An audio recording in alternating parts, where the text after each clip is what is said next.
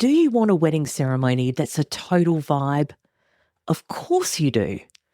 But what the hell does that actually mean?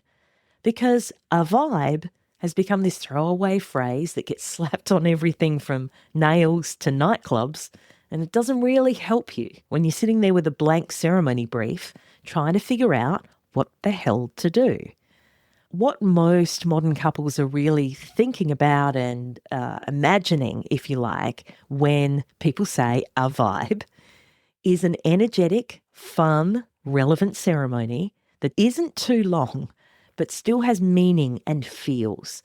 A ceremony that honours that sacred flow of those big important moments, vows, maybe the rings, maybe the I do's, and at the very least fulfills the actual purpose of the day, getting married. Now, sure, if you've got an unlimited budget, arriving on horseback, being dropped off by a helicopter, or cruising up in a luxury river speedboat is epic. A cascading fresh flower wall backdrop, total wow factor, starting at approximately $5,000 easy. But those extravagances, I've got to be honest, they're chit-chat for about 15 minutes. They may be gushed about to some friends afterwards, but in all seriousness, they don't really touch the sides when it comes to guest impact and long-lasting memories. So what really makes guests remember your ceremony? What leaves them happy, valued, and dare I say, impressed? I've created and conducted wedding ceremonies for over 1,060 couples now, and time again, this has been proven to me. You're not going to believe me, but I'll tell you, it's true. The biggest impact that you can make is with your intentions, because it's the thoughtful touches that say, we see you, and keeping everyone comfy and connected that humans value the most. Now, this 7-point guide might seem too simple, too basic at first listen to make a real impact, but here's the truth. Humans are, more often than not, very simple creatures. And while Vogue and Wedded Wonderland churn out amazing imagery and dreamy concepts, that's for the top 5% income earners. For most of us, it's out of reach. The best news you're going to hear today is you don't need a millionaire's wedding budget to create an incredible experience for yourself, for your fiancé, and your loved ones. I've got 7 practical and battle-tested ways to make your wedding ceremony a total vibe. I think you're going to be surprised with number 1, maybe learn something new with number 4, and be low-key offended by number 6. I can't wait to hear what you think, so let's get stuck into it. Unbridely is a community of pro-wedding vendors who believe in freedom and integrity in weddings, giving you options, solutions, tips and tricks to create the experience and memories that you and your fiancé really want and deserve. Because we believe that weddings are a team sport. With how-tos, stories and interviews with recently married couples, we find out what went right and what they'd change if they could go back and do it all over again. I'm Camille, and welcome to the Unbridely podcast. Okay, so diving straight in, 7 practical, battle-tested ways to make your wedding ceremony a total vibe. You're not going to believe me. It's the truth. It might not be more important than others. I just think it needs to be said at the very top because it really starts with this. Number 1, set a clear, comfort-first dress code. I almost heard you say, what the fuck then? I'll explain. Kick off with a crystal clear dress code in invites and reminders so your guests arrive chill, they're not choked by ties, and allow them to interpret it in a way that says, we accept and love you as you are. So try dress codes like not smart casual, not cocktail, but give them a little bit more context. So if you try something like Summer Terrace Cool, you've let them know what season you're expecting the weather to be in, and goodness knows with, all of our seasons at the moment, it might not be anywhere near, but we can try. Summer Terrace Cool. is like breathable linens, sundresses, no ties unless you love them, flats and hats, welcome. For winter, it might be something like winter cozy chic, and you can encourage your guests, layer up in rich textures, velvet, wool, cashmere, think long-sleeved, midi, maxi dresses, tailored trousers with sweaters, suits, boots, scarves, stylish coats welcome. You wouldn't put all that in your invitation. You wouldn't put all that in any updates that you might have on your wedding website or any messages that you might send them, last minute texts and things like that. But if you just let them know the kind of weather you're expecting and that you want them to come as they are, as they're comfortable, make sure that, if you're advising on shoes, for example, that you let them know what they're walking on. So, this phrasing, it nods to seasonal comfort, so layering, inclusivity, because they're going to reuse their wardrobe, accommodate body types and abilities, and flexibility. So you've got removable layers, right? So you can tailor specifics like festive sparkle optional. If you're outdoors, if there's going to be snow, for God's sake, word up your guests. Make sure that they're comfortable in whatever they arrive wearing. This shows thoughtfulness and make sure that your guests are comfortable for all weather, bodies, abilities, and it lets everyone tune into your love story, sweat or chill-free. Number 2, offer welcome drinks on arrival. Greet your people with drinks right at the start to hydrate them and host from the jump. So when I was a teenager, when dinosaurs roamed the earth, it was expected that every person who stepped foot into our house would be offered a drink, like immediately. And it was so ingrained into myself and everyone that I knew that my best friend and I would make a joke out of it by, if we were visiting each other's house, we would open the door and go, "Can I get you something to drink?" Like really quickly without even saying hello. And then it got to the stage where we would yell down the driveway. I'd walk down the driveway of her home and she'd go, "Would you like a drink?" And yeah, that's how automated, expected it was. It's a way to say, "Hey, I expected you here at my house and I want you to be comfortable." You don't need to make a big or costly deal out of it either. So a sleek station by the entrance of your ceremony space with maybe some sparkling water, some spritzers, iced tea, it's a delightful way to say, "We're so glad you're here." And this will also prevent your loved ones from wilting in the heat. And self-serve, that keeps it breezy. It flows seamlessly into your ceremony time. You could even sign it with hydrate and celebrate for instant relaxed vibes. Guests mingle together. They're cool. They're ready for the magic to begin. You'd be surprised what a big difference it makes to a group of guests, those who have been given drinks before a ceremony and those who haven't.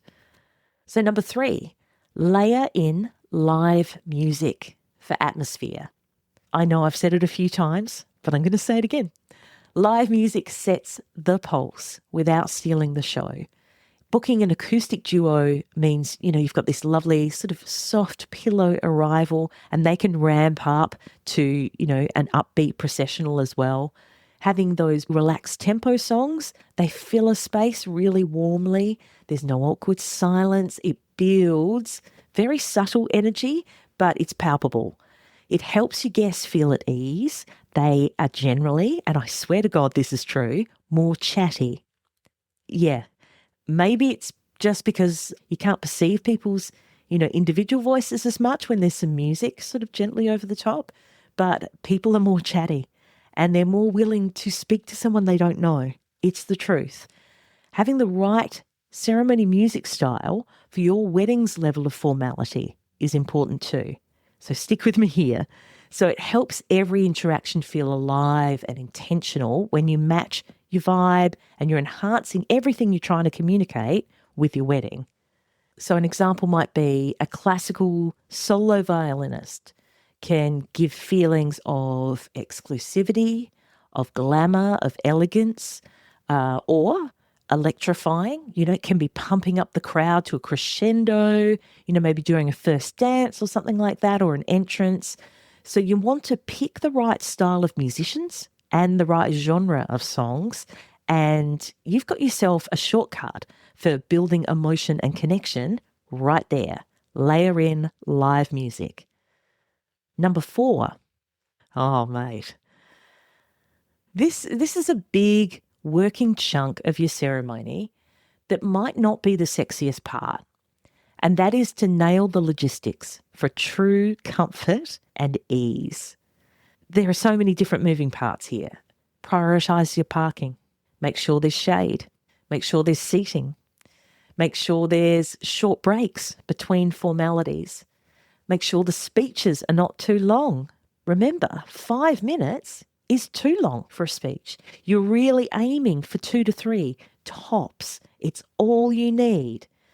So, when I'm talking about parking, so close parking with reserved spots for less mobile guests. You want smooth paths to the different spots that you're going to be at, whether there's a ceremony spot, whether you then jump in the car again and go to a reception spot or a family photos location. You want to make sure that those that can't move very well have the ability to use prioritised parking spots, whether they use ramps, whether they use things like that. You want to suss that out.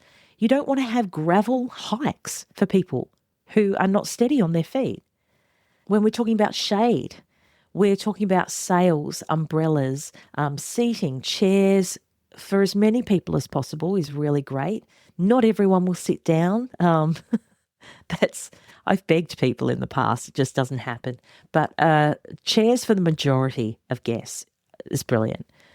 Keeping water by the ceremony, like close, really, really smart, especially with our Australian summers. It's already starting to ramp up. These sort of points flip discomfort to delight, and it keeps your friends and family actually focused on what you're doing, the ceremony bit, rather than their own pain, discomfort, being uncomfortable. It's the worst. Don't keep your people waiting for too long. Make it easy for them. Make the day easy for them. And while we're on that, family photos, please, for the love of chocolate, create yourself the shortest photo list you possibly can before the big day, unless you've got maybe sort of less than 20 or 30 guests, But if you've got any more than that, please don't wing it. You also need a photo captain or 2 to round everyone up. And if you're not across the photo captain situation, the photo guest list, I'll put the link to episode 38, Yes, You Need a Photo Captain or 2, and This Is Why, with Valentina Perez Studio. Because while the resulting photos that you get from your family photo shoot, your immediate family, and then the group, hopefully with parents and grandparents, maybe your brothers or sisters, maybe distant aunties, uncles, cousins, etc. This stuff, these photos are legacy stuff. They're the photos that get dragged out in 50 years' time when they want to see certain people at certain weddings. They get dragged out. Believe me, I have been to a few funerals lately and they come out. But any extra time that you have to spend on having them taken, so waiting for family members who are moving the car, gone to the bathroom, or at the bar, are minutes of your wedding day you'll never get back. And also, get your celebrant or officiant to announce that there will be photos taken straight after the ceremony and tell your guests to stay put. Make it easy on yourself, make it easy on your guests.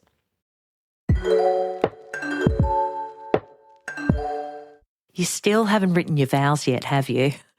Let me help. In around 20 minutes or so, you can easily write personalised wedding vows unlike anything you've heard before that will make your fiancé feel like the most loved, understood and appreciated person on the planet.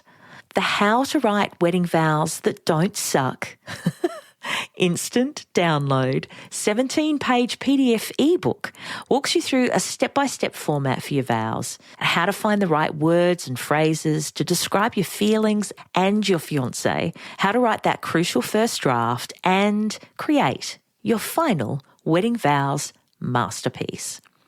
So if you don't know how or even where to start, if you've been Googling your little heart out, or if you've been calling them wedding vows, AEIOU, this ebook is for you. Included in there are also some bonus secrets for getting the most out of your wedding ceremony. So make sure you download your copy right now and get Write Your Wedding Vows crossed off your to-do list today. The link is in the show notes. Okay, number 5, weaving in fun personal touches. Wrap your beautiful ceremony with some light personalisation to give it a spark. Whether it's just a ring warming, whether it's quick trivia, just keep it easy. Keep it simple. Don't over-explain it. Friends, warm these rings with your love. Silently, thanks. Pass them on to the next person and we'll get them later. Or, you're hiding the rings under a seat for a guest to find them and then present them. Heartfelt connection, zero chaos, pure joy. Or it can be as simple as weaving like little Easter eggs through your vows. One of my couples recently are huge Swifties, and they made sure to add lines from her songs, lyrics, through their vows. Some of their guests got it. Some of the more mature family members didn't. They didn't even notice. But it was all them, and they couldn't wipe the smiles off their faces as they read them out to each other. Ninja vows are awesome. Almost too much fun to do. Just rock, paper, scissors, or taking a mystery shot to choose who says their vows first. Continuing on a joke, a personal joke that everyone can join in. That's the caveat there. A great example. So I married this football player who proposed to his wife with a burger ring, which is like a little spicy circle-shaped chip, for those who are playing from overseas. And then he decided it would be pretty funny to have another burger ring as the wedding ring during their actual ceremony. And she laughed and she goes, "I can't believe you did that." And he goes, "Oh, I had to do it," and then got the real ring. And so it was a personal joke, but everyone could get in on it because it was visual. Personal jokes that no one else gets, they land a bit flat. 9 times out of 10, they land a bit flat. You have to take a bit of care if you're doing something like this. The list is endless, but please make the joke yours. Make it personal. Make it so whatever you're putting in there, no one else would ever have had the same thing, because it comes from your history. It comes from a joke. It comes from a saying that you guys always have. And to that end, tip number 6 is don't force it. It's a pretty good mantra to run with, not forcing anyone to do or say anything. It's a pretty good rule for life. And one of the most powerful ways to create a genuine, memorable ceremony vibe. Because here's a little tip. Let me just word you up here. Your guests, your friends and family, i.e. the people who know you better than anyone else, the people who know you inside and out for years and years, they can feel it. They can see it a mile away. When something feels performed versus when it's real, they've got radars going off. They can't help it. That's what it means to know someone, right? So when couples chase trends, so whether it's jokes that don't feel natural, rhyming, or overly cliche vows, or viral TikTok things, it can actually create distance instead of connection. When you give yourselves permission to be exactly who you are, as you are, it tells your guests, and these are like subliminal messages that we give our guests when we're doing these things. When you're doing something that is you, that comes from you, that you have some personal connection to, it tells your guests, we trust you enough for us to show up honestly. And that's what people remember. So this also means not forcing laughs. If you're not naturally banter people, please just don't. Not forcing tears if you're more low-key, and not squeezing in trends like the aisle dip and kiss, because it's all over socials right now. If you're goofy, let that come through. If you're calm, introverted, let your ceremony be gentle, thoughtful, spacious, rather than hyper-energetic. The warmest vibe comes from alignment.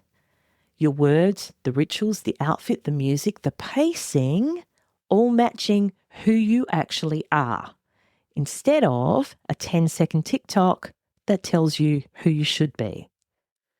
And number 7, book a brilliant officiant or celebrant. You want them to speak the way you speak. You want them to hopefully share your sense of humour.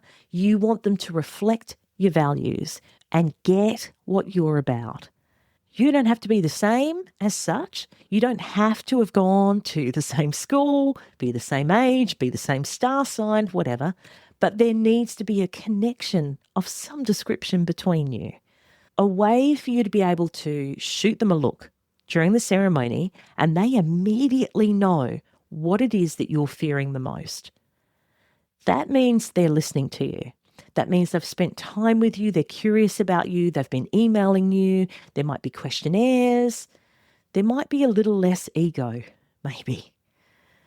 And so just to recap, the 7 ways to make your wedding ceremony a vibe. Number 1, clear, comfort first dress code. Number 2, drinks on arrival. Number 3, fabulous live music. Number 4, nail those logistics. Take your time, work through it. Think about from the moment your guest receives a save the date or an invitation, think about what their needs might be. Number 5, weave in those personal touches. But number 6, don't force it. And number 7, book a brilliant celebrant or officiant, someone who knows what the fuck they're doing and someone who wants to get to know you. So does this spark any ideas for you, or was there something that you're surprised I didn't include? Make sure to drop your hacks in the comments on Instagram @Unbridely. You can DM me, of course, and celebrate your people. That about wraps it up for this episode of the Unbridely podcast. For the links and resources we mentioned, please head to the show notes. And if you love the show, please review and subscribe on the podcast platform you're on now so you don't miss out on a single episode. Thanks so much for listening. And remember, weddings are a team sport. Catch you soon.